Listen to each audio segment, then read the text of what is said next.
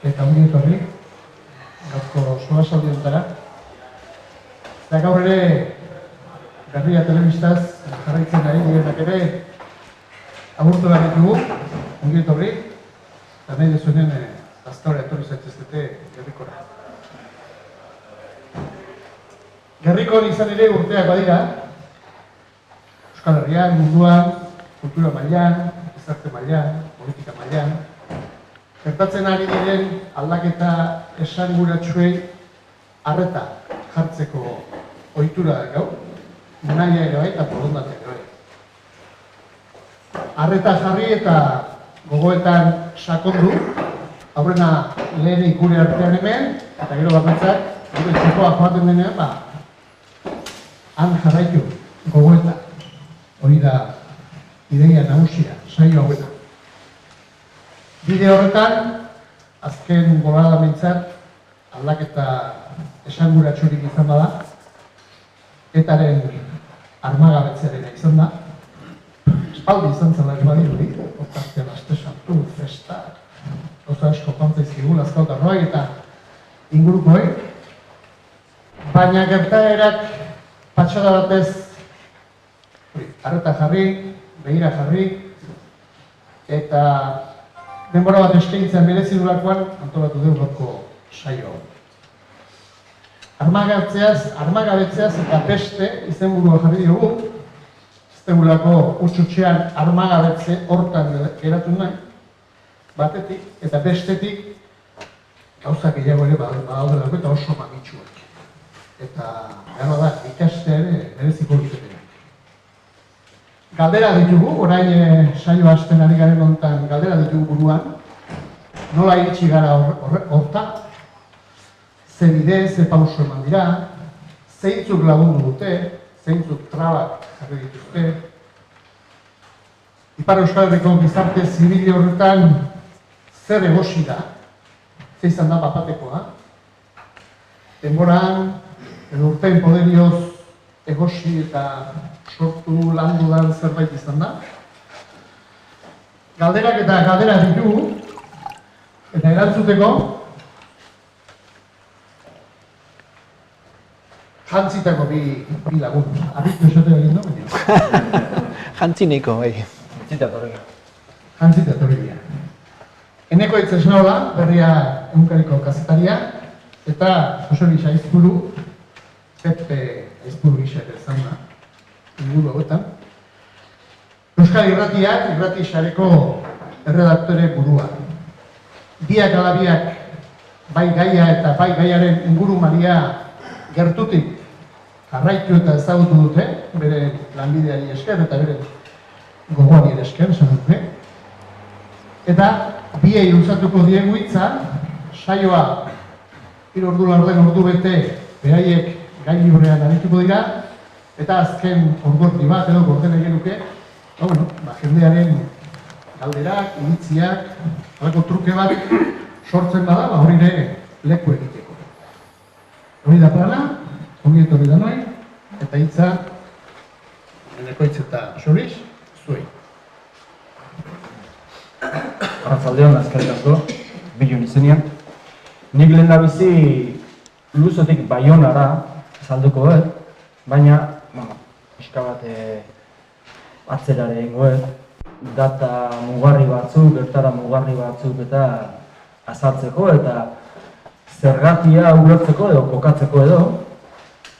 Eta gero bestetik, dena ez denez, armagabetzea eta horretik jarri genion Luzotik, Baionako azkeneko aste horietan izenburu bati armagabetzea eta beste eta ikusi dugu izenburu hori jarri dutela hitzaldiari. Beraz, beste horretan, badira hainbat kontu, baina nagusiki presioena izan daiteke eta horko, zeratxo batzuk ere aipatuko ditut, datak edo gertakariak edo ebazapenak. Eta gero, PP Ipar Euskal Herriko kultura politiko horren berri emango digu. Orain ikusi dugu Baionako kontu honetan zer nolako batasuna eta zer nolako implikazio izan duten hango gizarte eragile, instituzioek, baina hor ere atzera jo behar da. Hori ez da egun bat bestera sortu eta horren berri emango digu PP. Ezker Abertzalearen evoluzio baten emaitza bat izan da etaren armagabetzea. Beste faktore batzuk ere izan dira azkeneko urte askoan, ez? Mundu aldatu da, euskal gizarte aldatu da indarkeriari buruz.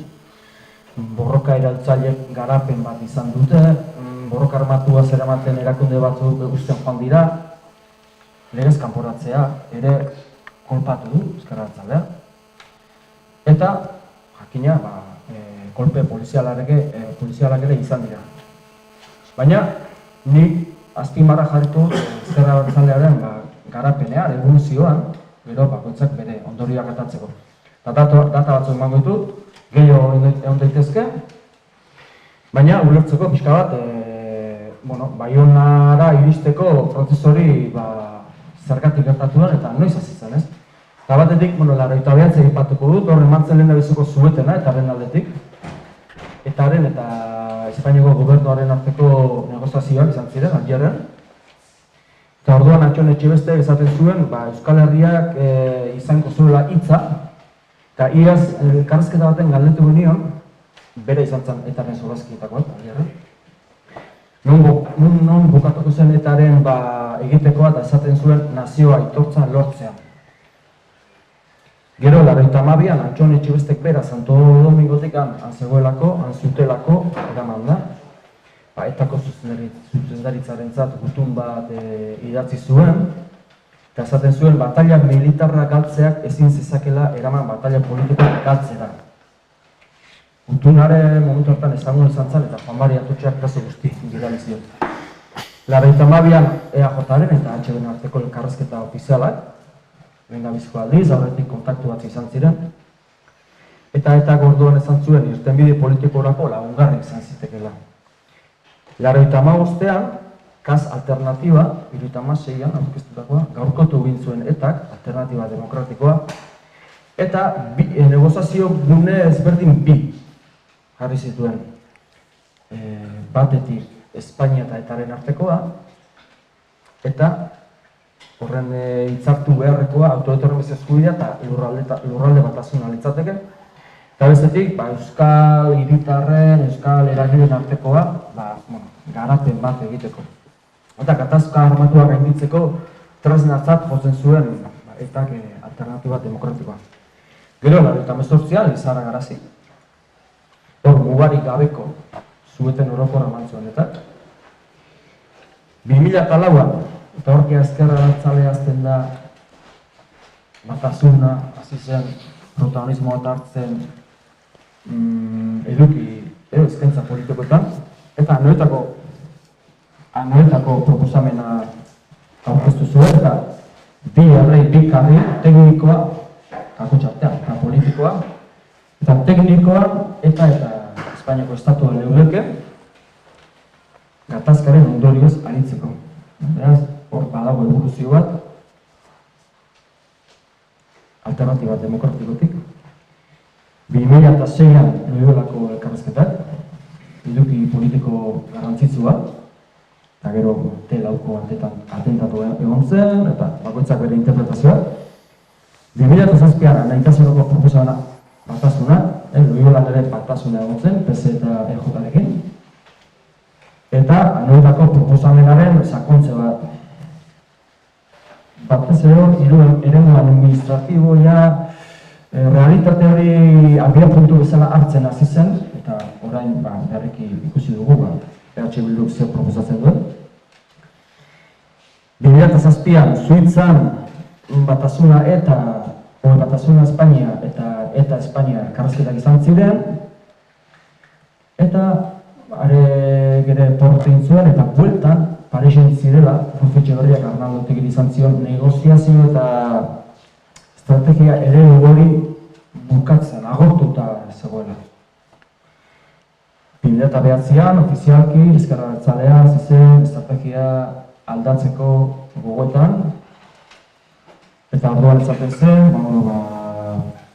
hori Rafa Diezek, egun barru, kalean izango, Rafa Diez gaur egun abuztuaren 18an, atako da, mendik egunera. Ezker Abertzaleak barneko estatukoa utzi nahi izan zuela orduan. 2008an eta bere asamblea batean, erakizuen borroka armatu egin segitzea. Eta Ezker Abertzaletik horri aurre egin zioten, hori Imanol Murua horiak ekarri armak liburuan jartzen du. Eta Antxon Etxebestek beran esaten du Ezker Abertzalearen gidaritza politikoa batasuna hartzen hasi zela. Horren ondorioz, 2010ko otsailean, zutik Euskal Herria adierazpena etorri zen, soilik bide politikoa eta demokratikoa, lanabes berriak, gero Gernikako akordioa etorri zen, askotariko eragileak, 2011 zuten bat eman zuen, egiaztagarria, eta 2011ko urrian, Aieteko konferentzia, eta etaren jakinarazpena borroka armataren bukaeraz.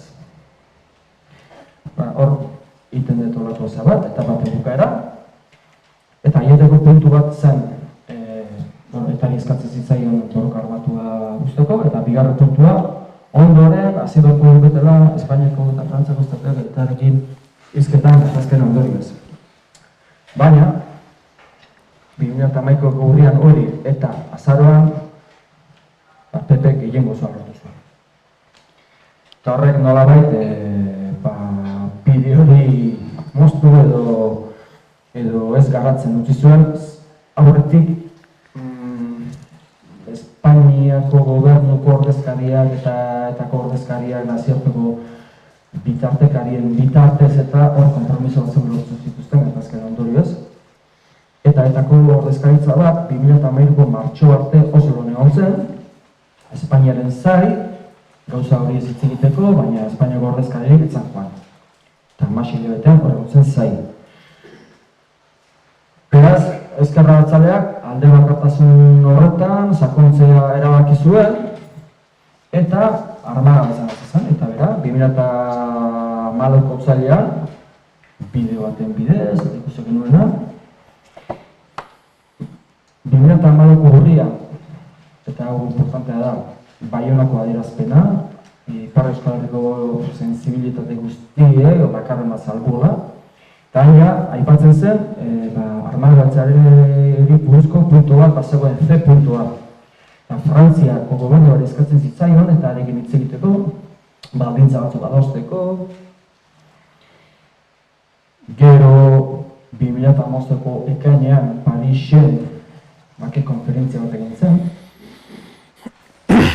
Asamblea Nazionalean, etzen egin hango jarreko kultura elkartean, Asamblea Nazionalean, Frantziaren implikazio bat adieraz ezakeen. Eta orduan esaten zen, geroztik, armagaitza zen puntu bat, beste bazan persoak. Geroztik, hango justizia ministroa Kristin Tobira zen, eta pauso batzuk emango ote zituen presen inguruan. Baina ez zituen eman, eta gaina dimizio eman zuen. Dimizio eman zen. Borondatea bat zuen, baina ezin izan zuen, ze han Balzek eta horren garai hartan, barne ministro izango zen, oiale ministro ez dakit, Zaten zuen, eta horrendik erakunde armatu bazela eta zintzela pausurik eman. Eta orduan, hor ere sakontzo bat egon zen, alde bakartasuna sakontu zuten, eta 2015ko uztailean, atxiloketa batzuk egon ziren, Orzaizen, Iñaki Erreta eta Xeber Goienetxea, eta han atxilotu zutenetako bat, Kasi Itxeber, San Ferminetako txuriz jantzit eta ez dirudi goratzen zaten, eta gero libre utzi zuten, eta esan zuen, desarmatzea laguntzatik pasatu behar da prozesua. Gizarte zibileko pertsona batek, herritar batek, olako mezu bat eman zuen, eta Frantziak azke utzi zuen. Gero, David Pla eta Iratxe Zorzabal atxilotu zituzten, eta buruzagitzat jota, Frantziak segitzen zuen. Zuloren batzuk ere bat, topatu zituzten. Eta 2008ko otsailean Foro Sozialak armagatzaren gaiari heldu zion, eta goaldeko bi gobernuen bezala horre laguntzeko. Eta gero handik hilabete batzutara, urrian, aieten egin zuen, 2006an, beste Foro Sozial bat, eta etari lehen bailen, armagatzeko mezu bat, eta gizarte zibilaren parte hartzara eskatu zuen. Tartean, eta hori importantea da, 2008ko maiatzean, Ezker Abertzaleak abian prozesuak bukatu zuen. Eta han, esaten zuen, urtegi ja lehenago berrian eta esan da, karreta baten, esaten zuen, prozesu independentistari eman zitzaiola lehentasuna eta gatazkaren ondorioak agenda horretan kokatu behar ziren. Eta luz etorri zen, 2006ko abenduaren 16an. Askorentzat, luzu, iparralde zegoela, Lapurdi dagoela, eta gaur kontuak, orduan jakin zuten nien dagoen, eta Ipar Euskal gizarte zibil, eta gero txepek eaki azalduko ditu. Baina, luzutik hartzen da beste fase bat, baina pixkata bat atzera ingoetu ere, ze gizarte zibila zen da protagonismo bat hartzen, 2006an, zemizko Foro Soziala eta hor bake bideak iparraldeko parte hartzen du, bautaren bat bilen artean, eta 2006ko urriaren 3an, lehendabiziko gurtuna bihan zuten Txetxe Etxeberri, Michel Bereko Irigoinek eta Michel Tubiana etari, eta zuzendaritza batzordeari, eta horrezten dira mezu trukaketa baten, ez? Gero azaldu dut horren edukia. Abenduaren 6an, Balzek erabaki zuen ministro kargoa uztea Frantziako orain izan diren presidentzia hauteskundeetan PSren hautagai izateko, primarioetara aurkeztu zen. Hori oso importante izan zen. Balz izan da Frantziako gobernuan Euskal Herriko aterabide baterako oztopo nagusitakoa. Ez bakarrik gatazken ondorioetan. Baita ere, departamentu, lurralde elkargo, eta azkenean Euskal Elkargo izen hori hartu duen horretan. Eta erakizunean ustea lehen ministro kargua, aurretik barne ministro izan zen, orduan erakizuten bakearen artizagurek luzko egitea. Orduan, egun berean, Bernard Cazeneuve jarri zuen Holandeak lehen ministro, eta horrekin lehendik bazuten, harreman bat, txetxe eta hauek, PP gazatuko duri, klabe batzuk jakita importantea da, eta orduan erakizuten abenduaren 6an luzko egitea, prestatuta zuten. Abenduaren 10an, Twitter kontua sortu zuten, gero famoso entzana. Eta abenduaren 16an egin zuten, luzkoa egitera zibazen. Bost lagun atxilotu zituzten, horietako bat joan den astean hil da. Eta baserri hartara Michel Tubiana, Frantziako Giza Eskubideen Ligako presidente izan dako. Ohorezkoa. Ere batekoa zen. Gutunetan, Tubiana, Bereko Ligon, eta Txetxe Etxeberri, eta hori izan beraz horietako bat. Liubiana zen, eta ez zuten atxilotu, ez zelako iritsi. Eta atxiloaldian, 5 egunera, 4 egunera azke utzi zituen epaileak, hauek ere, Krasi Txedor bezala, aurretik beste Mikel Irazorzak 2016ko azaroan atxilotu zuten, eta etxean zeukan bikotearen libre utzi zuten. Gizarte zibileko jendean libre uzten joan dira, baldintzapean eta hauek ere libre utzi zituzten. Baina atxiloaldian oso importante izan zen Turbiana jokatu zuen papera. Frantziarra da, eta Frantzian mezu bat eman zuen, eta Frantziako eragileek Luizoko operazioaren kontrako jarrera bat hartu zuten ohartzen hasi ziren. Gero begiratu, apirilaren 8ko data non eman zen, Le Monden eman zen. Eta horrekin batera, iparraldean, lehendik ereiten ari ziren kultura politiko-demokratiko bat, eta armagatzen inguruan erabat gorpuztu zena, eta batasun eta implikazio handia lortu zuten. Hauek libre geratuta gero, beraien epaia jarretako baldintzatzea zen elkarregin izan zutela egon. Eta publiko behintzat ez ditugu elkarregin ikusi, txetx, beriko likur, eta beste atxilotuak. Baina, harremanak Luisokoen artean eta Pariskoen artean zehazten, ugaritzen, sakontzen eta gero eta garrantzitsua izaten hasi ziren. Eta beste fetxa klabe bat, aurtengo otsailaren 20a, Malagan, Espainiaren eta Frantziaren arteko goi bilera bat izan zen. François Rajoy, François Hollande, eta baita Hollanden Bosch ministro ere, eta Espainian bai. Eta horien artean, zeuden, Justizia ministroa, Barne ministroa, Zer ministroa. Eta esan zion Frantziako gobernua, lehen abeziko aldiz Espainiakoari, usta bakean, beraien borondatea zela etaren armagabetza gauzatzea, burutzea, eta ez parte hartzeko.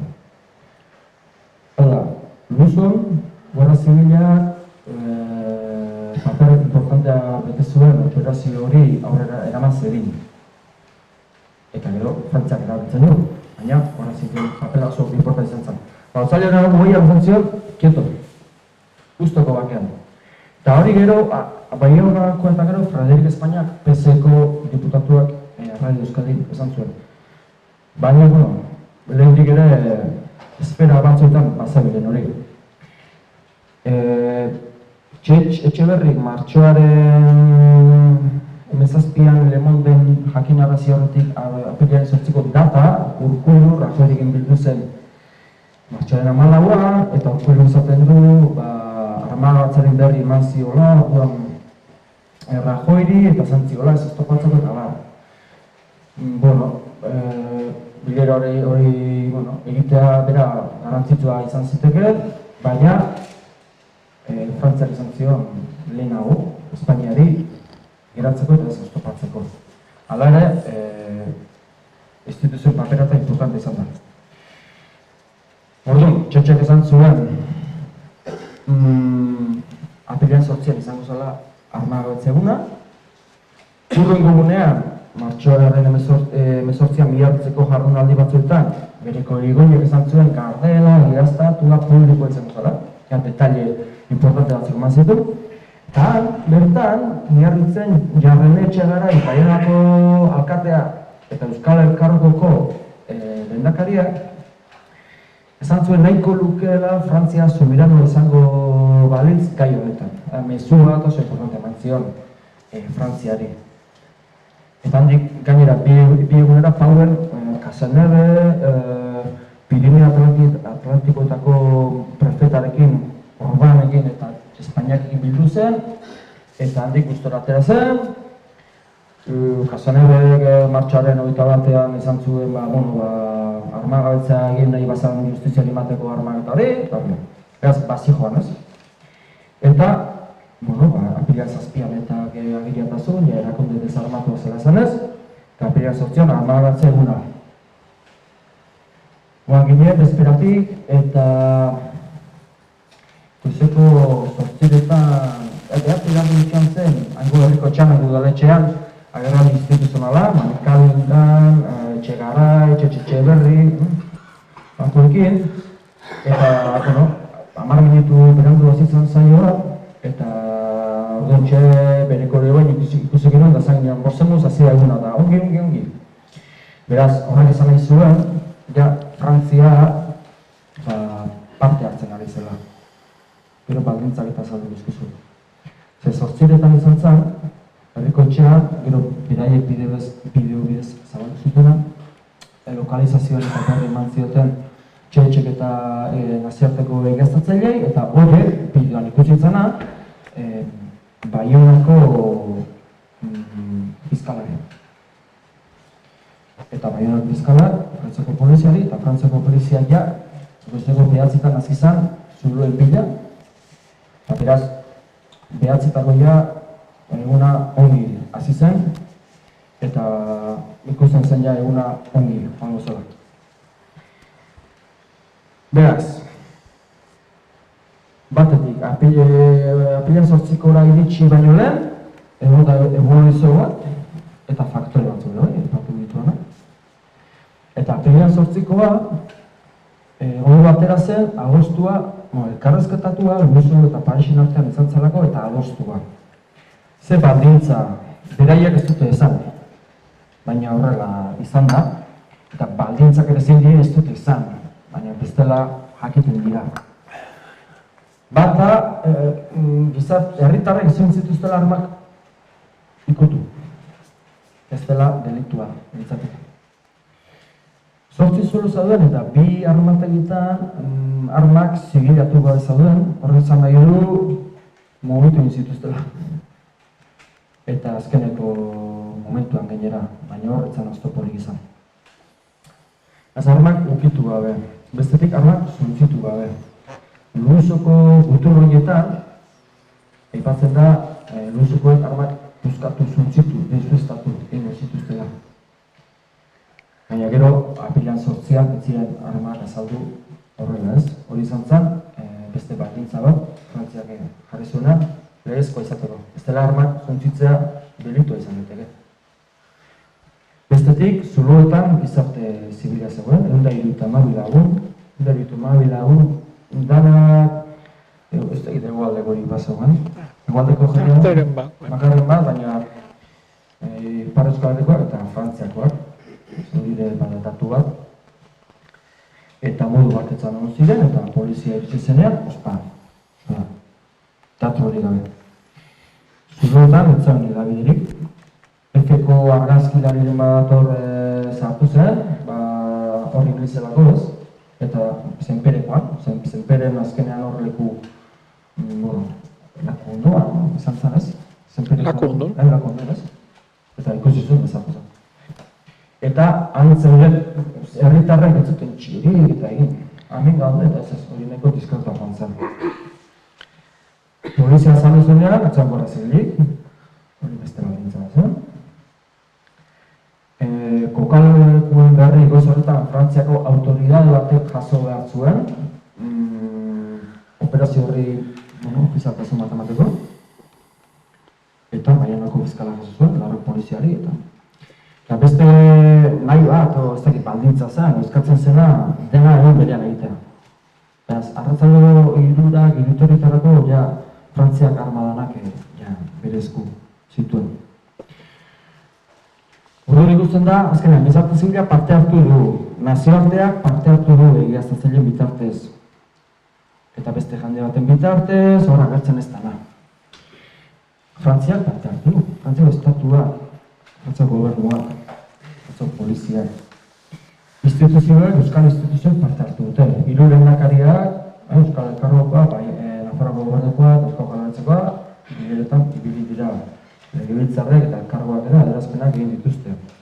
Ezkerra Abertzaleak parte hartu du, sortu, paper importantea jokatu du, lehen batasunak da, azken aldian sortu, Baionan ere makina buelta egin dituzte.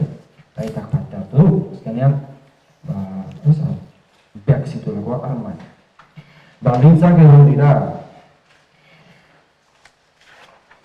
Hori bukatu da, baina eta beste geratzen da. Etaren armagabetzea egin da, eta beti importantea etaren armagabetzea aipatzea da ez armagabetzea bakarrik. Baina lehen da bezalatzea aipatzen etaren armagabetzea, zer hori arma pilo bat hor badaude. Toro beste geratzen da, ez? Eta beste. Manatute? Eta beste horretan nagusiki persoa dira. Biktimena eta aipatzen da. Luzoko gutunetan, bertan, bereko irigoinak eta aipatzen zuten, bake prozesua blokeo egoera bantan zegoela. Eta armagaltzari heldu bertzitzaioela, baina baita ere, eta beraien etzeidera, presoen eta iheslarien etxeratzea. Biktimen onarpena, eta egia eta adizkiritzea izako batzorde baten ezartzea, sortzea, ez? Azken batean, bake prozesua bere osotasunean aintzina aurrera eramatea. Hasieratik lehenengo minututik izan zuten hauek armagabetzea eta beste. Eta ez armagabetzea bakarrik. Armagabetzea ez da bakea esaten zuten. Lehen komentatu dut, nola zienetako ordezkaritza bat, 16 hilabetean Oslon, 2013ko martxoan bukatu zen hori, eta 2013ko abenduan Euskal Preso Politikoen kolektiboak agiri bat atera zuen, legedia jarraitzeko borondatea agertuz, modu individualean, mailakatua, eragindako mina aitortu zuten, baina horrek ez zuen eman beharrekoa, eta iazko abenduan berriro egin zuten gogotari eta beste dokumentu bat atera zuten, oinarrizko dokumentu bat, EPPK-ren zuzendaritzak egina, eztabaidarako, eta horra aipatzen dira, 2013ko adierazpeneko ildoa berritu zuten, eta aipatzen zuten, legeliko aukera desberdinak ez erabiltzeko zer hori, aukera hori. Lehen biziko aldiz aipatzen dira, aukera bezala gradu aldaketak, menak, beti ere muga damua eta salaketa izanik, eta preso batek baldintzaietan pauso bat eman ezkero, bai kolektiboak eta bai ezker abertzaleak babes osoa adieraziko diotela. Hori bukatzeak dira, eztabaida hori, eta ondorioak laizter etor daitezke, gain dela 4 aste edo esan zuten uda erdialdera. Kolektiboak berak, oinarrizko txosten horretan, aipatzen zuen, aiet eta gero etaren esku zegoen, gatazkan ondorioz eta aritzeko, estatu egin, baina hori bukatu zela, eta kolektiboak berak iradokitzen zuten, izena berri bat hartu zezakela. Hau da, nolabait Euskal gizartera begira hariko direla. Eta barrua, eta egin lotura bat ekigabe da. Hori ikusiko dugu, ezaztu daiteke horrengo honetan, baina detaile importantea da, gero etaren segitari buruz aipatuko dudalako. Sortu berak aurten hartu du presoen babes politikoaren ardura, eta kolektiboak egin harremanak politikoak izango dituela esan du. Lotura organikorik eduki gabe, baina ardura politikoa presoena ezker abertzaleak sortu hartu du. Hori ere, detaile importantea da. Ezker abertzaleak uztail bukaera arteko ekinaldi mobilizatzaile bat antolatu du, eta kolektiboak udaren erdialderako ondorioak pasartuko ditu. Tamen badago beste puntu bat, aia laizter bukatzea naiz, iazko azaroan Espainiako Kongresuan EH Bilduren taldeak Espainiako gobernuari sakabanaketari buruzko galdera batzuk egin zizkion. Eta, handik pare bat hilabetera erantzuna jaso zuten, gobernuarena, eta esaten du, espetxe onurak izateko eta sakabanaketa politikoa bukatzeko 5 baldintza. Lehen da biziko biak dira sakabanaketari lotutakoak, baina beste postak unuri eragiten diotenak, eta bata. Erakunde terroristarekin haustea, beraien itzedera. Indarkeria ustea. Hirugarrena da, biktimei espreski barkamena eskatzea. Laugarrena da erantzukizun zibilari aurre egitea, eta bosgarrena da autoritateekin kolaboratzea.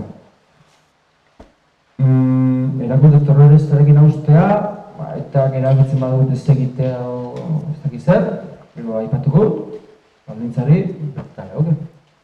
Bigarrena indarkere guztia, 2011ko urrian jautzi zuen, eta gara gainera orain armarik gabe dago baldintzaiek, eta lehoke. Eta besteak, barkamena eta hori, eragindako min eta hori aitortu izan dute, eta erantzukin zuen zibilari aurre egin, badu presoi batzuk,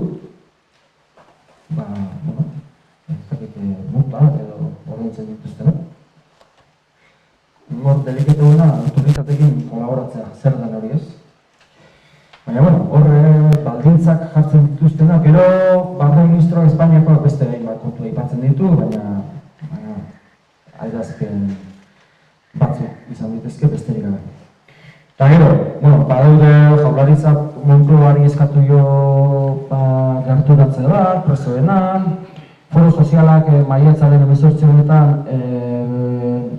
ondorio batzuk azalduko ditu, presoetagien grupoa, martxoan egin zuen beste foro bat hori buruz. Maiatzaren erdialdera bakearen artizeko presoen inguruko plan bat aurkeztuko dute. Eta, mugimenduak beraz badaude, kolektiboaren uda erdialdera.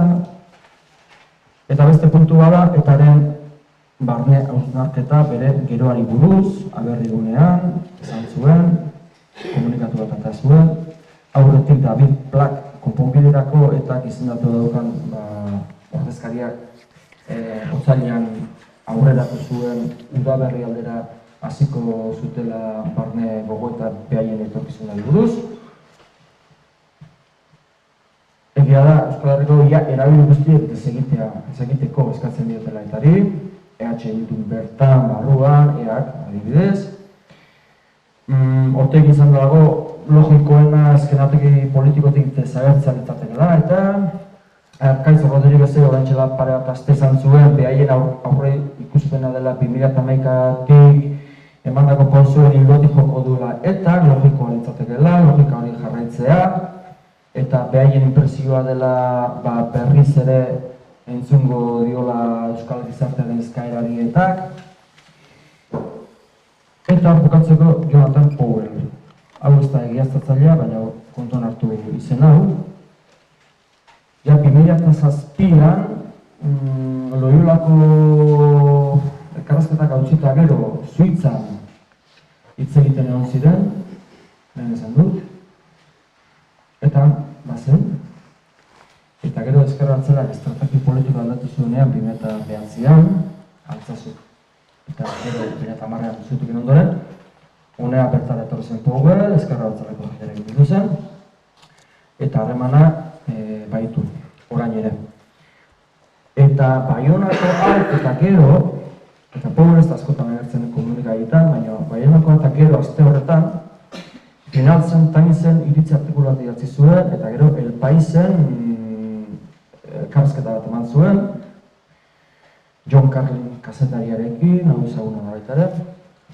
Eta batez ere Espainiako gobernu eta Espainiako komunikabideak eta salatzen zituen nolai mendekuz bezala jokatzen ari direlako, eta pedagogia ez dutelako egiten eta bat.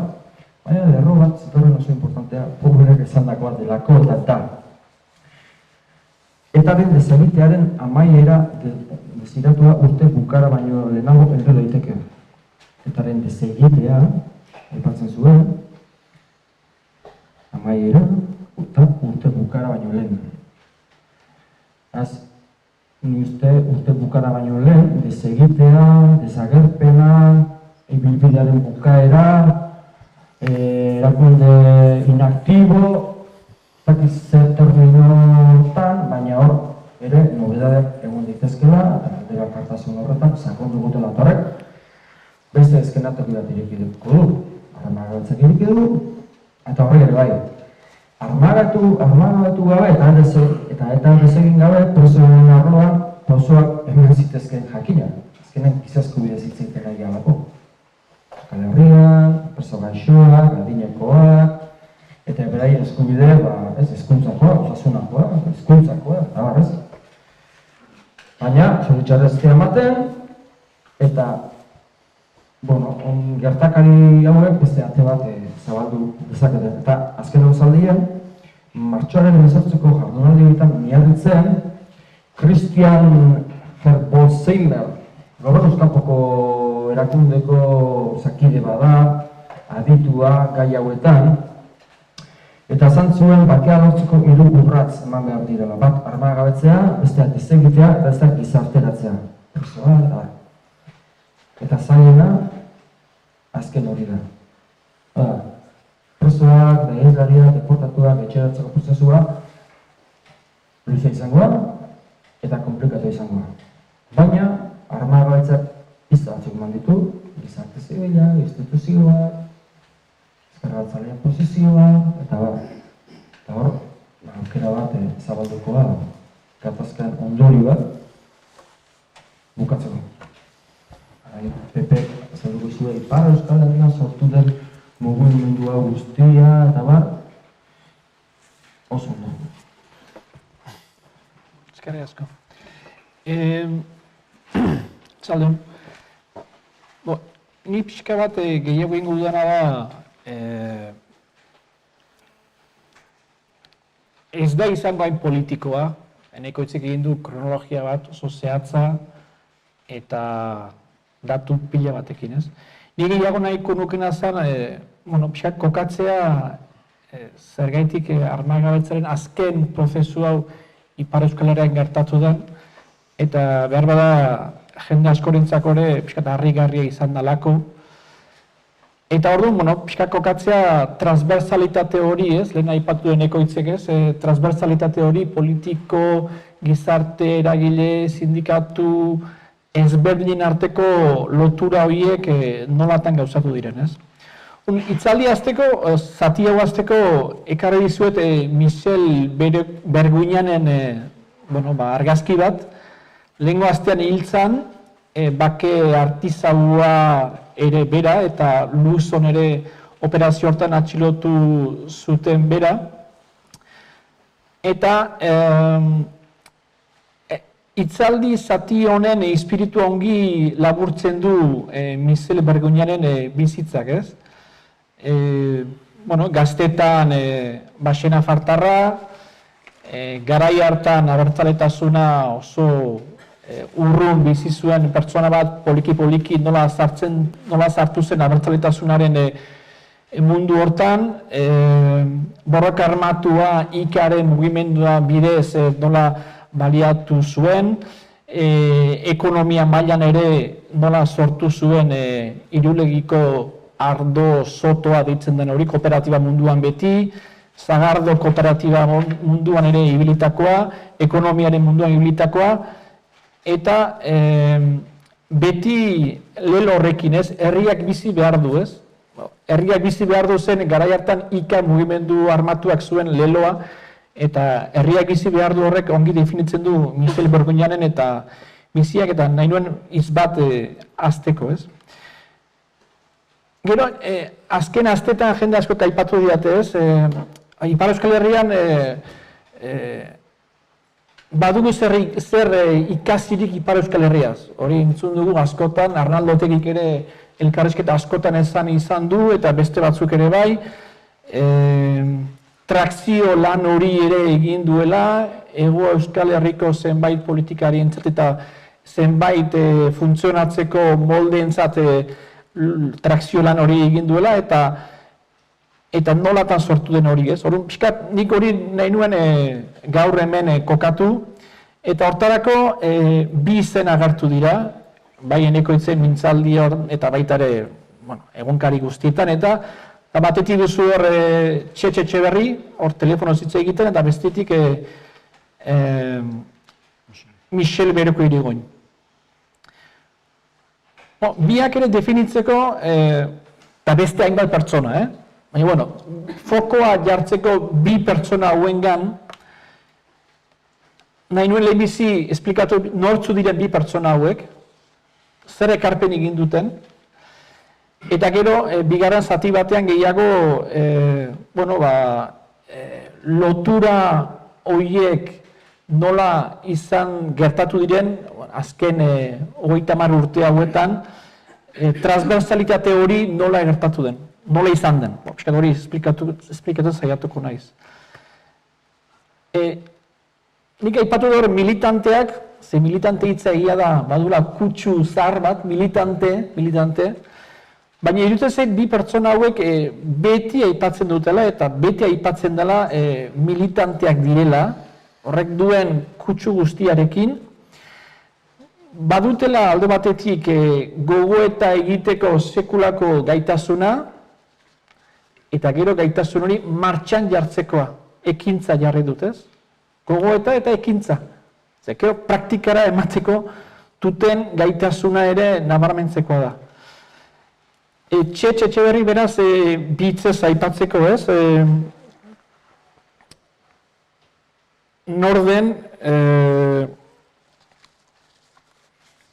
aipatuko nuke alde batetik Baxena Fartara dela bera, Garaztarra, Gaztetatik Baiona txipira etorritakoa, mugimendu anarkista, okupa, mugimendu feminista, mundu hortatik datorren pertsona bada, bere lehen urteak Baionan hor egin zituen, abertzalea ere bai, baina abertzale urbanoago bat esango nuke gehiago, jakin behar da, janik 1973an enbata mugimendua sortzen delarik, eta Ipar Euskal Herriko abertzaletasuna hor loratzen da, hor sortzen delarik, azetorrela historia bat abertzaletasunean ez.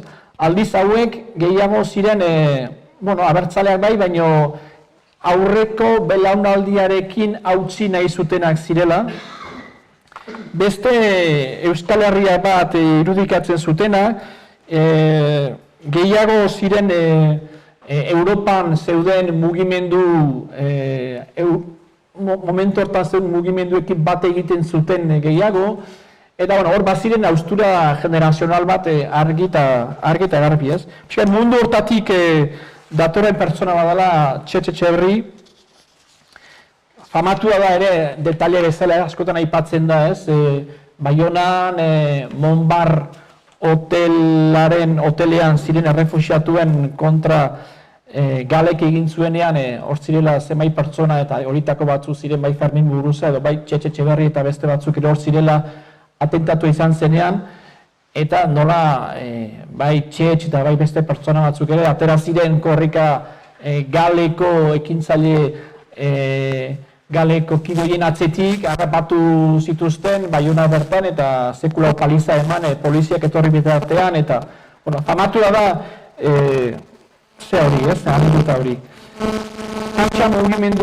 Patxa mugimenduak biltzen du garai hartako gazte rock radikalaren inguruko mugimendu hortan ziren gazte horiek, liseoetara, institututara joaten ziren eskuin muturraren kontrako konsignakin eta jadanik gazteak erakartzeko mundu abertzale batera, lehen okupazioa Baionan 83an gertatzen da, etxe okupazioa, eskuatak, 87an antolatzen dute lehen rock eguna Arrangoitzen, eta ikusteko pixka bat belaunaldien arteko talka hori, aberri egun bat antolatzen da Maulen, eta aberri egun bateratu bat, zela 87an, bateratu bat, baina hauek patxa mugimendukoak ez dute bat egiten mugimendu horrekin, zeren eta Eusko Alkartasuna sortu berria zen alderdia, hauentzat eskuineko alderdi bat zen, beraz eskuindarrekin naiz eta abertzaleak izan, ez zuten deus jakinak. Eta hori, boikotera deitu zuten, ez ziren batu, aberri egun bateratu hortara lehenengotarikoa izango zena Maulen. Kusteko ez, mugimendu politikoetan ere engaiatu zen gaztetatik, momentu hortan iparaldean borroka armatua, bazin adibidez 3 talde ezberdin, bazen IKA, bazen hor dago, bazen ez taldea ere, bai turismoaren espekulazioa, espekulazio immobiliarioa, lehen horrekin ez, herriak bizi behar du, 80. hamarkada bukaera, zatiketa politiko handia abertzalen artean, belaunaldien arteko ere zatiketa abertzalen artean, bazen enbata, beraz aipatu duguna 83an sortua, EJAS mugimendua ere ipar eta hegoa Euskal Herrian sortzen den lehen ezker abertzaleko mugimendu bat, herriaren alde, EMA, Euskal Batasuna, abertzalen batasuna, pixkat borroka armatuak estrategia asko baldintzatzen du, ez? Eta zatiketak dira eguneroko ogia, ez? 80an sortzen da abertzalen batasuna, txetx dago buruzak hitza hortan, beti da abertzaleak nola bildu, ez? Hori da betiko nahia. 2001 urte importantea, zen eta Lizarra Garaziko prozesuarekin egia da halako loratze bat sortzen da Ipar Euskal Herrian, loratze bat bai alde politiko aldetik zeren eta Lizarra Garazirekin sortzen dira esperantza handiak, zerbait behin betikoz abertzalen aliantza horrek ekarriko dituela ondorio importante batzuk, eta ondoan ere sozial mugimendu hainitz iparraldean ekartzen ditu Lizarra Garazik. Esperantza mugimendu horrek, giro horrek, pizten du sekulako esperantza ekartzen du, eta esperantzen ondotik derortzea frustrazioa. 2001an, Lizarra Garazia utzita gero, ABEK, abertzalen batasuna, publikoki errefusatzen du violentzia politikoa estrategia bezala erabiltzea. Borroka armatua, esaten du, ez dela egokia, eta ez dela tresna egokia politika egiteko. Horrek sekulako zatiketa bat sortzen du, abertzalen batasunaren barnean gutxi gorabehera 3tik bat joaten da abertzalen batasunetik, eta momentu hortan batasuna prozesua baitzegoen Euskal Herrian, batasuna prozesua, eta orduan hor zatitzen da, batzuk etaren estrategiarekin ados direlakoan edo borroka armatua segitu behar duen estrategiarekin bestea beste, ateratzen dira ABeko estrategia horretatik, eta orduan, hor sortzen da zatiketa handi bat Ipar Euskal Herrian abertzalen mugimenduan. Gazte mugimenduetan ere lan asko egindakoa da txetx, piztu mugimendua sortzen da 82an, eta piztu mugimenduak baditu 3 helburu: euskalduntzea, departamendu instituzio bat sortzea, toxikomanien prebentzioa, hori interesgarria da, presoen hurbiltzea eta kultura parte hartzaile edo dinamikak sortzea. Eta piztu mugimenduak ekartzen du berarekin Euskal Herria Zuzenean Festivala 86an. Importantea da zen eta Euskal Herria Zuzenean Festivalak lotzen du berriro ere gazteak lortzen du festival horrek ekartzea mugimendu abertzalera.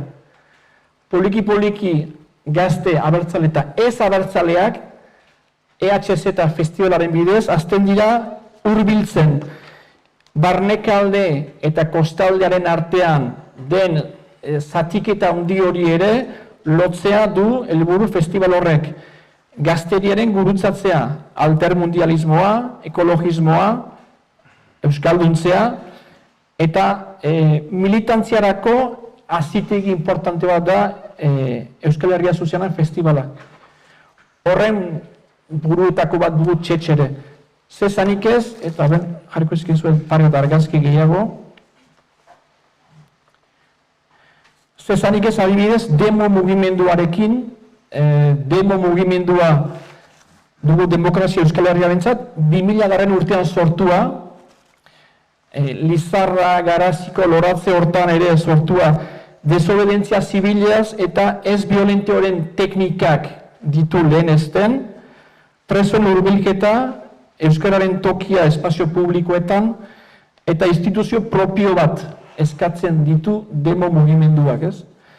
Eta praktika ez violentoekin lortzeko bai iritzi publikoaren simpatia iritzi publiko hori urrun zegoena poliki hurbiltzeko eta beste begi batzurekin ikusteko eskari orain arte, ordura arte abertzaleak zirenak, espetxe gainetara igotzen dira, autoistripuak simulatzen dituzte, aurki lapurketak egiten dituzte, Marian, hori da Frantziako irudia lapurtzen dituzte udaletxetatik, ekintza berexek egiten dituzte erakusteko Ipar Euskal Herria bizi behar duela eta ez dagoela demokraziarik Frantzian eskari horiek onartzen ez direno.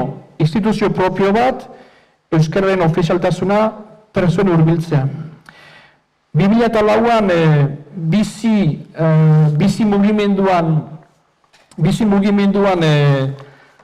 sartzen da Buru-Belarri Txetx, Manu Robles Arangiz fundazioak, EILaren fundazio gisara Ipar Euskal Herrian abiatzen da, ekologiaren munduan, batez ere aldaketa klimatikoaren kontrako mugimenduan, sortzen dira alternatiben arriskak, beste mundu bat posible da lelo horren azpian poliki, eta 2013an Euskal Moneta, Euskoa, sortzen dute. Aipatzeko, Txetx militante bezala izan duen ibilbide hori, ez?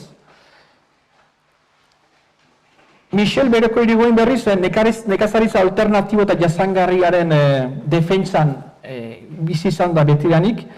1982an ELB sindikatua sortzen dute. Kontutan hartu behar da, Ipar Euskal Herrian ordura arte laborantzako sindikatu bakar bat zegoela, Frantzia mailakoa, adar batekin Pirineo Atlantikotako departamentuan, eta hor erabakitzen dute, guk behar dugu beste motako sindikalgintza egin, hemendik guretzat, gure interesei aurre egiteko. Eta hor, beraz, erabakitzen da, 82an ELB sindikatuan sortzea, laborantza jasangarri baren alde, eta horrek sekulako irautza sortzen du baita ere, zen eta ordura arte horrako egitura propiorik, Ipar Euskal Herriko egitura propiorik etzen existitzen, ez? Michel dator Euskal Gazteria mugimendutik, da pixka bat kristautasun o kristauen inguruko mugimendua dira, gazteriaren inguruan sortzen diren mugimenduak, kontzientzia abertzalea pasarazteko, bai Daban edo Etxamendi edo hau dira dene irakasleak, eta poliki abertzaletasunaren hazi hori txertatzeko, ez? Laborantza ganbara dugu pixka bat bidegurutze importante bat, lehen aipatu dugun bezala, Ipar Euskal Herrian ez dagoenez instituzio propiorik, ez da existitzen iparralderako instituzio propio bat, baina ez ofiziala, baizik eta bestelako instituzioak ere, ia ez dira existitzen. Horren arira, adibidez, laborantza ganbara bat dago departamentu mailan, hau da, Biarnoa eta Euskal Herriari lotua. Pentsa ezazue, Kantabria eta Euskadiko 3 probintziak elkarri lotuak egongo balira bezala, Kantabria eta Gipuzkoa, Bizkaia eta Araba, eta hiriburu balitz Santander. Santanderren hartzen dira erabaki guztiak, hor daude instituzio guztiak, hortik dira erabaki importantenak hartzen, eta biztan dena horri aurre egiteko zer egiten dutena da? Guk eraiki dinamika bat. Guk eraiki behar dugu. Eta laborantza ganbara izan da borroka bat importantea, 2005an sortzen da, Michel Beroko Irigoyen da horko presidente, borroka bat zen eta bai auzitegietan, zen eta prefetak edo gobernadore zibila deitu nahi bezuen bezala, prefetak ez du onartzen zen ez da ofiziala, politikoa baita ere, sindikala baita ere, zen eta laborantzeko sindikatuen arteko lehia bat sortzen da, eta iritzi publikorena, eta hor da importante berez ere, iritzi publikoaren baitan jokatzen da gai hau. Iritzi publikoaren aldekotasuna nola erakarri.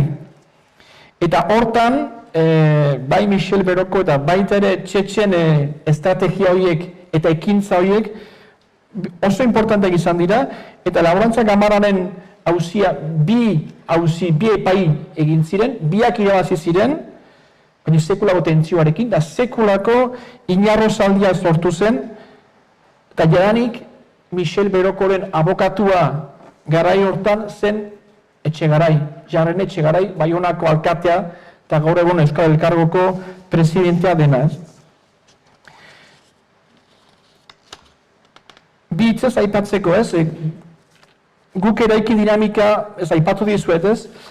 Da gizarte akonplexatu bat, Ipar Euskal Herrikoa, urtetan, konservadorea, turismoak jana, ezagutza instituzionalik gabea, ez da existitzen Ipar Euskal Herria, Frantzian, ez du ezagutzarik, duela urte bat arte. Baina hala ere, identitate baten goze, ikusten da hala ere zerbaiten goze bai nabaritzen da, ezberdintasun goze bat nabaritzen da zen eta Frantzia hain estatu jakobino uniformea izan den denean, bai sentitzen da zerbaiten goze bat, ez?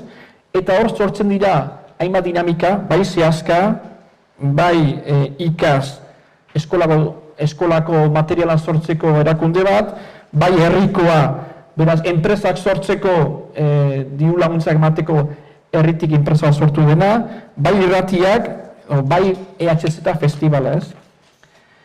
Abertzaleak dira horren motore, naiz eta gero hauteskundeetan motore izate hori ez den hauteskundeetan nabaritzen.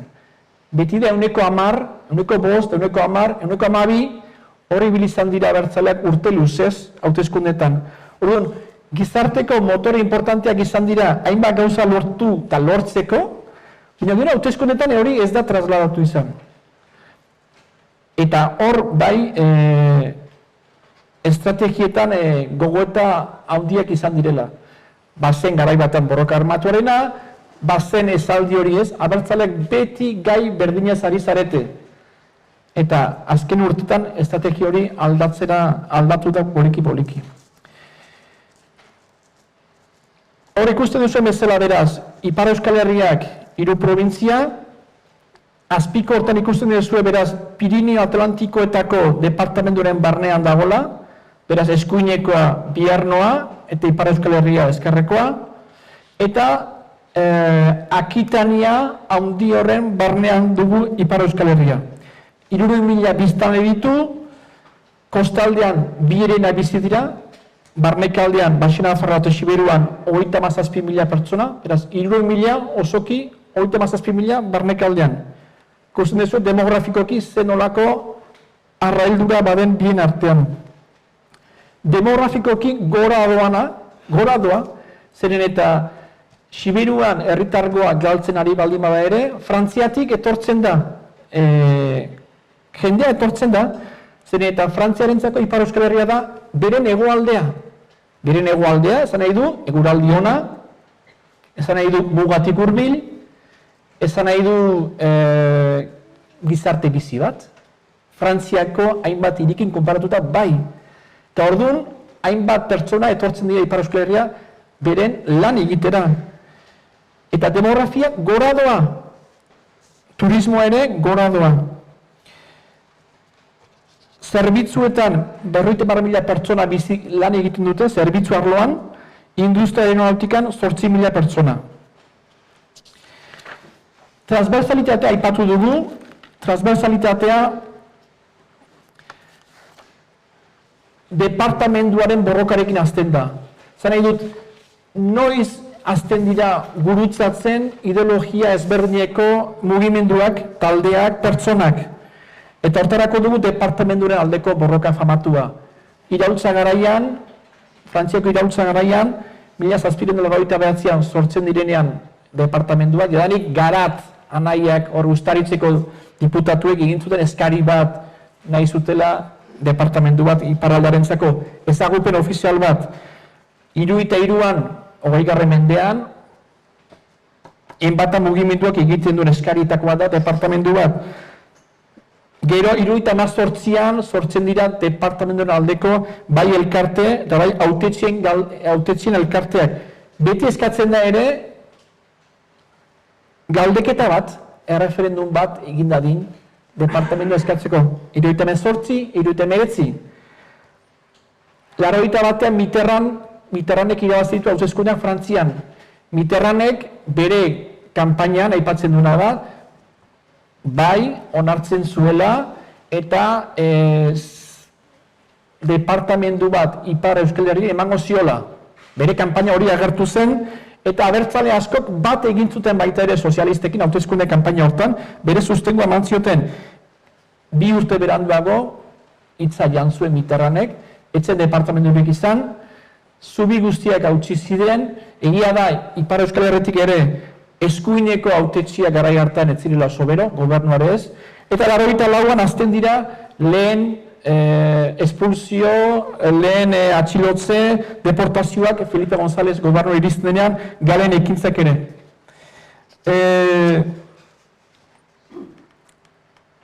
Bueno, pixka bat departamentoren borroka hori gauzatzen da eta oraindik indartsuago bihurtzen da batera mugimenduarekin. Batera sortzen da 2002an, batera mugimenduak 4 aldarrikapen ditu, Euskararen ofizialtasuna, departamentu propio bat, berezko unibertsitate bat iparralderako, propioa, eta laborantza gamara bat. 2002an, hor 110 elkarte biltzen dira, politikari, sindikatu, elkarte, eragile ekonomiko, eta hor ere, bateraren baitan, transversalitatea da muina, hor argazketan ikusten dituzuen batzu dira Jean-Jacques Lasser departamentuko presidenteena gaur egun zentrokoa dena, Max Brisson eskuinekoa dena Miarritzeko alkate orde dena, eskuinekoa beraz Jaren Etxegarai Baionakoa, Miarritzeko auzapeza ere Michel Benak hor da, sozialistak diputatuak ere hor dira, holako uholde bat sortzen da, presio eta lobby lana da bateraren zeregitaz. Eta 2013an lurralde elkargo baten aldeko aldarri bat sortzen da. Zer da lurralde elkargo bat? Departamentu bat azken finean da Frantzia guztian dagoen departamentu handana bat badira. Bat da Ipar Euskal Herrikoa. Hor aldiz eskatzen da lurralde elkargo bat. Lurralde elkargoa da Kortxikak duen estatus juridiko propio bat. Berezia, Kortxikak du bakarrik, uharteak dituzte. Eta hor eskatzen da Ipar Euskal Herriko egitura juridiko propio bat, bakarrik iparraldearentzat izango litzatekeena. Bada kontsentsuz zabal bat, inoiz izan ez den bezalako kontsentsuz bat bada horren alde, baina gobernuak baztertzen du hori abuztuan egiten den pleno batean, Asamblea Nazionalean atzera botatzen du, bere gobernuko kide sozialistek ados direnean. Eta azkenik beraz, Frantziako dezentralizazio legearen baitan, horren barnean, sortzen da gaur egun dugun Euskal Elkargoa. Mankomunitate bat azken finean. Baina mankomunitate hori sortu da Ipar Euskal Herria, baina sortu da beste hainbat gunetan ere. Ez dute egin egitura juridiko berezi bat iparraldarentzako. Ez da, egin dute beste hainbat tokitan bezala, baina diferentzia da Ipar Euskal Herriaren mapa historiko hori hartu dutela. Egin dute karta hori iparraldearen 3 probintzia horiek lehenengo aldiz agertzu dira egitura juridiko batean. Eta hori da horrek duen abantaila ikaragarri bat. Imaginarioarentzako ikusten dugu iparraldea badela, markoa baduela, barraskiba baduela. 2 puntu txipi bukatzeko transversalitatearekin. Olor Martin kasua. Olor Martin kasua beraz da Ezker Abertzaleko militante bat. 2010an auziperatu zutena eta Espainiaratzeko eskari bat egin zuen Espainiako justiziak, batasunan legez kanpo baitzen Espainian, ez Frantzian. Frantses nazionalitatea du Olor Martinek, eta horrek, detaile horrek, oso importantea detaile hori zen, eta horrek piztu du sekulako elkartasun uholde bat, bai Ipar Euskal Herrian, baina ez bakarrik.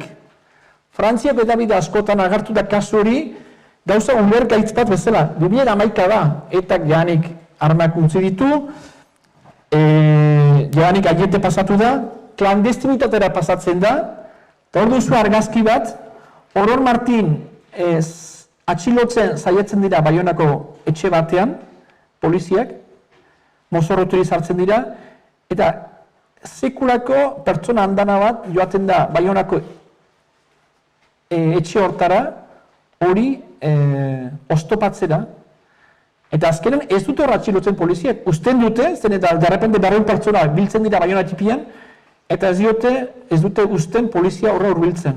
Gero atxilotuko zuten da Espainiaratu. Eta azken finean, azken bake prozesuaren azken hitz bat esateko, transversalitate hortan, biztan dena, bake prozesuak ere izan du lotze bat, ez? Lotze bat. Bake bidea mugimendua izan da horren motore, leheno Enekoitzek aipatu den bezala, aietetik ondoren, aieten parte hartu zuten iparraldeko politikari eta sindikalistak, biltzen segitzen dira, segitzen dute biltzen, eta 2014an, Enekoitzek zio bezala, Baionako deklarazioa sinatzen dute. Eta Baionako deklarazioa badu bat da amnistia aipatzen den deklarazio hortan. Hegoaldean ez denen inoiz aipatzen, sekulako beldurrarekin, eta hor eskuineko zentro esker mutur eta berdek sinatzen dute ohar bat eta puntu bat da amnistia.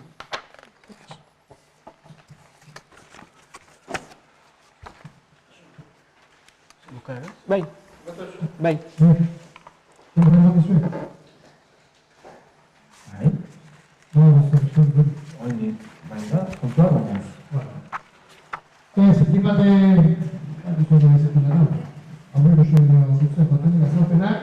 Bikainak izan da egunik alabia, hori hartzen dut da, zure arretan. Baina zabalgo nahi genuke bat, horretik iritzi bat, galdearen bat, elkarpen badego, berria telebista zuzenera egin gaur bereziki mikrofono erabildiz galdera egitea eskertuko dut. Horren, nukateke badu da ez galdera bateo, jaso osua da engoratuko naiz.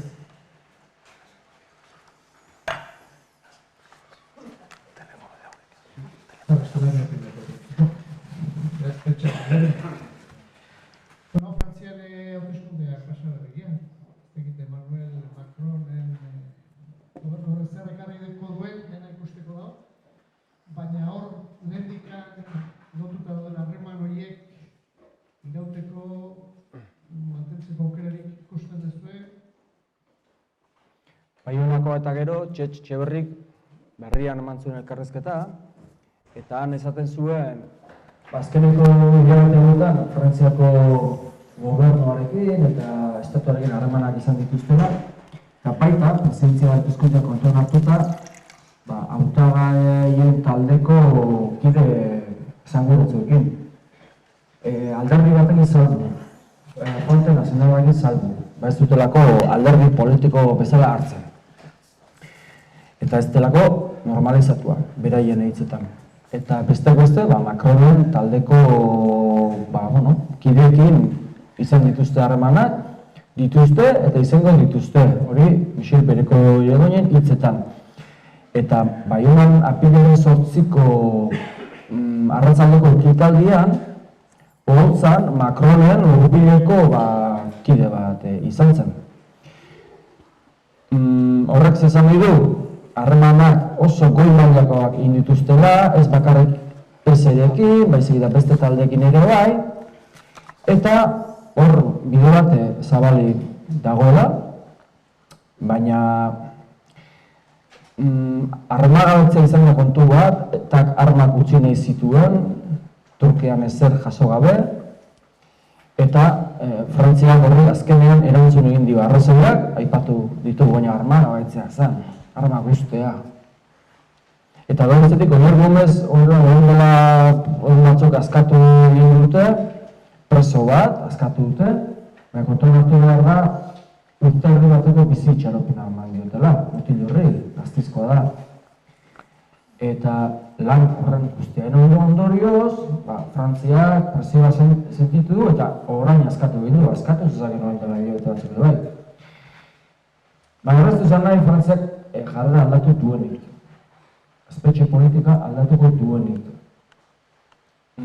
Presoak, Euskal Herriak gerturatuko dituenik.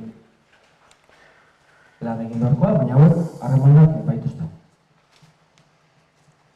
Bigarren hori, norbaitek sortu zezue, bai, txigaik.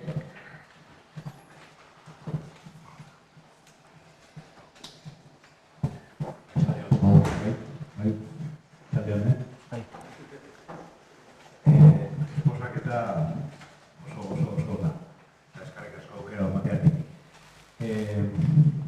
Martxoaren herriaretzen Donostin foro soziala. Kezka hori dut, Iruriek esaten zon, Europako legeri, horren behar du egin bat preso, ehundaka urteko kondena dauzkenak, eta Europako legeri, ez dola ezer jartzen, ez? Beha egida da hor, ez nola esan da, bilak eta lanetan, baina ez dola ezer jartzen, eta benetan preocupatzen dira horrek, ez? Eta aidea askotan esaten dezuko. Hemendik 20 urtea, 30 urtea, haituko bea hitzeiten hor garri igualdik preso batzuk, pixkat erreflexioa zan, eta horren ingurun legeri ez dago ez dabe, hor du. Edo etortzen da Europatik zerbait Espainitik ez duki inungo esperantzai, batez. Espainiko gizarten ere, ez Espainiko eskatu baizik, eta Espainiko gizarten ere momentu baten hingo alditz galdeketa bat ere preso gaixo edo preso etxeak hartzen egiten duke seguraski, esango dut kuplana kondena, eta horren aurren erabat ez dakit kezkatuta ez dakit reflexio bat zan eta segituz horren inguru. Zazpi barra 2003. Ez dara garaian ahintzan. Azken batean, kode berriarekin eta badira 150 bat preso, 40 urteko kartzela zigorrak dituztenak. 40 urtean egon daitezkenak. 30ko topea zegoen, baina kasu berezi honekin gehienez 40 urte. Hau da, hori da bizi osoko kartzela bat izatea zela. Lege bat badago. Ezker Abertzaleak eta beste eragile asko salbuespeneko legetzat jotzen dute.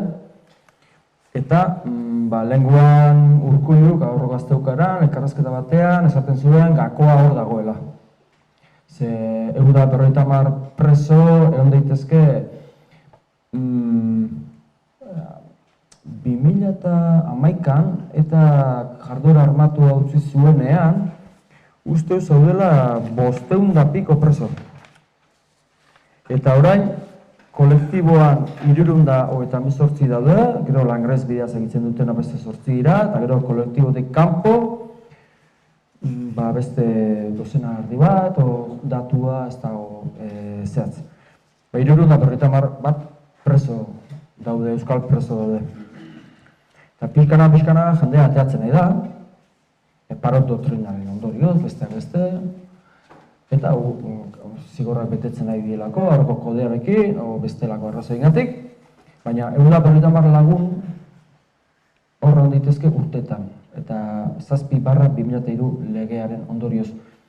Eta horren kontra euskal gizartea, instituzioak barne, gogor egin beharko dute, azken batean borondatearen arabera dago. Borondatea baldin badago, Madrilen aldetik lege hori kentzeko, kenduko da, baina nola behartzen da. Eta hor dago, Ipar Euskal Herrian lan bat egiten ari dira, baina hemen beste gogorta bat egin nahiko nuke. Ipar Euskal Herrian egun batasuna eta implikazioa egoaldean lortza posible alda.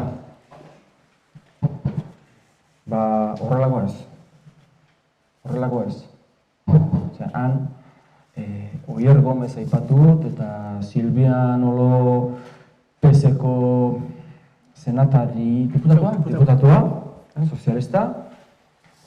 joan zen Oier Gomezek bisitatzera eta ministroari gutun bateri idatzi zion, hori azke usteko, esateko. Azken batean, olo ere, gaur egun bakearen artizagoa da. Bakearen artizagoa ez dira luzoko bakarrik, hori bereik esatute. Bakearen artizagoa dira ja, Ipar Euskal Herriko gehiengo sozio-politiko hori da bakearen artizagoa. Hori hemen lortzea momentuan zaila da. Foro sozialak hori lortu nahi du. Baina, Anaiz Buruzaz, aipatu du leheno, Bankebideko presidentea eta esaten zuen hori dela Paianokoaren bezperatan.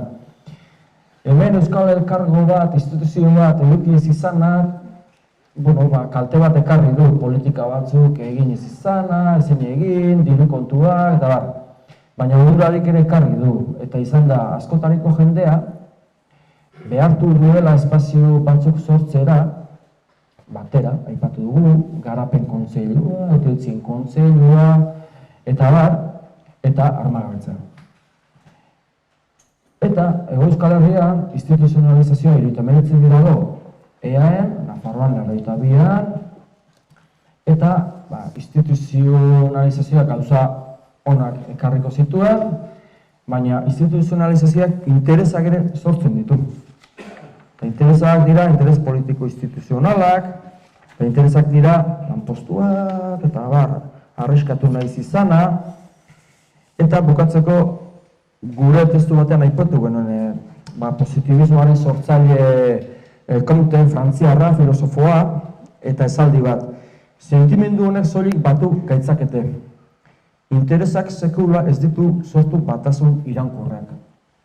Eta instituzionalizazioaren atzean interesak ere badaude, batekoak eta bestekoak. Eta orduan, nahi da lortu hegoaldearen iparraldeko batasun hori, baina beste erabateko izatekotan. Datuak egitzeko, badaude 3 preso iparraldekoak dienak, bizi osorako kartzela zigorra dutenak. Zer ez dute kondena mugatu bat, 40 urtera, da bizitza osorakoa. Eta orain borroka bat dago, beraien kondena 40 urtera mugatu dezala justiziak. Frantziako justizia ere gogorra da, bizitzak guztire kondena zigorra dute. Eta helburua da, 40ra mugatzen mazaie, 27 urte espreso dira gaur egunean, 22, 23 urte egin da, aterako ote diren. Eta preso gaixoak, hil baino 2 hilabete lehenago askatuko dituztela, ez dakite noiz hilko den. Bai. Espainialdia, sei aste, observazioa. Zereko Espainiar gobernuak atera duen ezberdina, sei aste, bat eta 49 egun bitartean hilko da zehaz, jakite badago gara esko.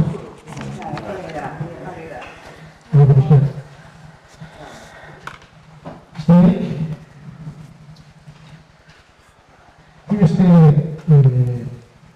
gabeitzo, zartu dira. Guztua, ez? Aregotasun guztiak nardagarri dira. Ez da gizartearen azken bolara betzat egoen aktibazioa eta eskua horren godetan etorri da. Kostatzen dira, kostatzen dira ez. Horretik zerbait etorri dira? Gurezko dut. Gizartearen aktibazioan, gizartea zendaiatzean, egualdeko batez ere. Euskal Herrian ere, gizarte zibila horra da, ez? Lehen ere. Atzo, Omar Iturre Aldaik eta urrandikan programan esaten zuen gizarte zibilak sortu zuela egunkariak. Eta gero barri. Hori egon da. Gatazkain ondorien dagokionez, gatazkain muina nahi duzu, beste hori urrena etorko, gatazkain ondorien dagokionez, gure esku dago zer ekar dezakeen, ez du lotzen. Igual PP bai, ez dakite, baina abian prozesuan esaten zen prozesu independentistaren barruan kokatu gatazkan ondorien agenda. Eta, bai, izan laike ez, baina gaur egun estatus politiko berriak egin dituzte EAN eta Nafarroan, ikusiko da Katalunia ze gertatzen da, hau da, sortzen den lurrikararik ez? Lurrikararen bat sortzen bada eta hemen ere bide soberanista bat baldin badu aurrera, orduan herri bat baldin badu aurrera, agian hor hartu ditezke, baina momentuan ez dut kokatzen hor.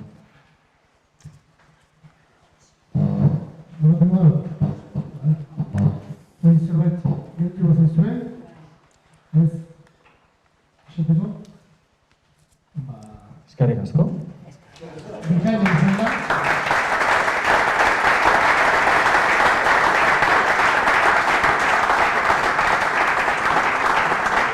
Bikain izan dira azalpenak eta propaganda tarte bat. Kultura elkartea geha, garriko, momentu honetan irakurri gozatuta oparitu kanpaina egin nahi geha, liburuak merkeago erosteko aukera daukatze besteak beste, informazioa da interesu dut informazioa eta gertu batuta. Zaretuko du. Horren da, Txapa bizkat ez?